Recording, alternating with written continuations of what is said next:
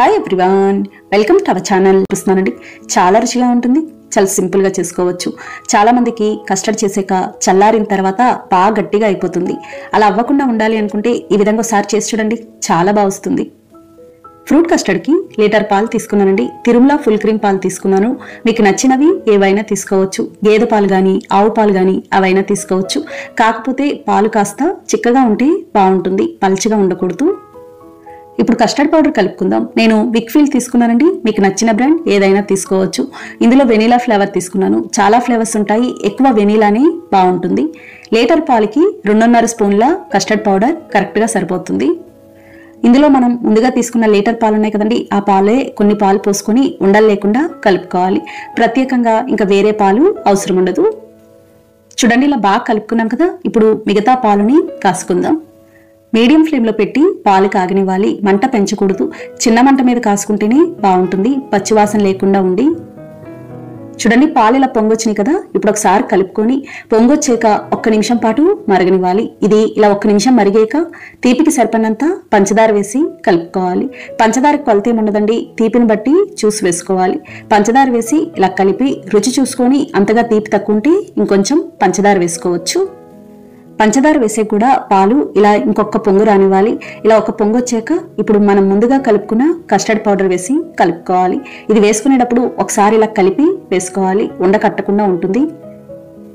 అసలైనది ఇదేనండి. కస్టర్డ్ వేసాక ఎక్కువసేపు ఉడికించకూడదు. ఎక్కువసేపు ఉడికిస్తే బాగా గట్టిగా అయిపోతుంది. కస్టర్డ్ పౌడర్ వేసాక మీడియం ఫ్లేమ్లో పెట్టి 1-2 నిమిషాలు ఉడికించుకొని స్టవ్ ఆఫ్ చేసుకోవాలి. ఎందుకంటే ఇది చల్లారేక కొంచెం చిక్కబడుతుంది, ఫ్రిడ్జ్లో పెట్టాక ఇంకొంచెం చిక్కబడుతుంది. కాబట్టి ఇలా కొంచెం పల్చగా ఉన్నప్పుడే స్టవ్ ఆఫ్ చేసుకోవాలి. ఇలా ఉంటే గనక మీకు చల్లారిన ఫ్రిడ్జ్లో పెట్టినా అస్సలు గట్టిపడదు. ఇది బాగా చల్లారాలండి. మధ్య మధ్యలో కలుపుతూ ఉంటే త్వరగా చల్లారుతుంది. చల్లారిన తర్వాత ఈ విధంగా ఉంటుంది. చూడండి, కాస్త చిక్కబడుతుంది. ఫ్రిడ్జ్లో పెట్టాక ఇంకొంచెం చిక్కబడుతుంది. అందుకని మనం కొంచెం పల్చగా ఉన్నప్పుడే స్టవ్ ఆఫ్ చేసుకోవాలి. ఇప్పుడు ఇది మూత పెట్టేసి ఫ్రిడ్జ్లో పెట్టుకోవాలి. కస్టర్డ్ ఎంత కూలింగ్గా ఉంటే అంత బాగుంటుంది. ముందు రోజు చేసి ఫ్రిడ్జ్లో పెట్టేసుకొని నెక్స్ట్ డే మీరు ఫ్రూట్స్ వేసుకుంటే చాలా బాగుంటుంది. ఇది మరుసటి రోజండి చల్లబడిన తర్వాత ఈ విధంగా ఉంటుంది. చూడండి, ఇంకొంచెం చిక్కబడుతుంది. కస్టర్డ్ ఇలా ఉంటే బాగుంటుందండి. బాగా చిక్కగా ఉన్నా అంత బాగుండదు, అలాని బాగా పల్చగా ఉన్నా బాగుండదు.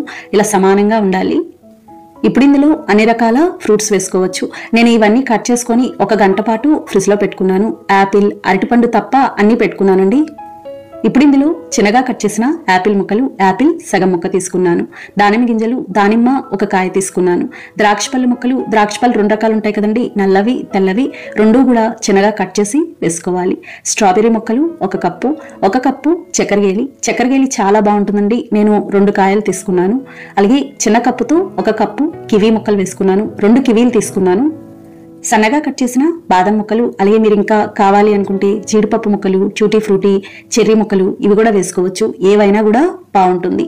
ఫ్రూట్స్లో కూడా ఇవనే కాదండి, మీకు నచ్చినవి ఏవైనా వేసుకోవచ్చు. నాకైతే ఎక్కువగా కస్టర్డ్ బనానాతో తింటే చాలా ఇష్టం, బాగుంటుంది మిగతా ఫ్రూట్స్ కంటే కూడా. ఇలా ఇవన్నీ వేసి బాగా కలుపుకోవాలి.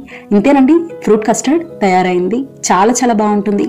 మన ఇంట్లో ఏదైనా చిన్న ఫంక్షన్ ఉన్నా, గెస్ట్లు ఎవరైనా వస్తారనుకున్నా, పిల్లల బర్త్డే కానీ అలాంటిది ఏదైనా పార్టీ ఉన్నప్పుడు ఇలా ట్రై చేయొచ్చు. అందరు ఇష్టంగా తింటారు. మనకి క్వాంటిటీ కూడా ఎక్కువ అవుతుంది. ఇలా ఫ్రూట్స్ అన్ని వేసేసరికి చాలా క్వాంటిటీ వస్తుంది. చూసారు కదా ఫ్రెండ్స్, చాలా సులభంగా తయారు చేసుకున్నాం.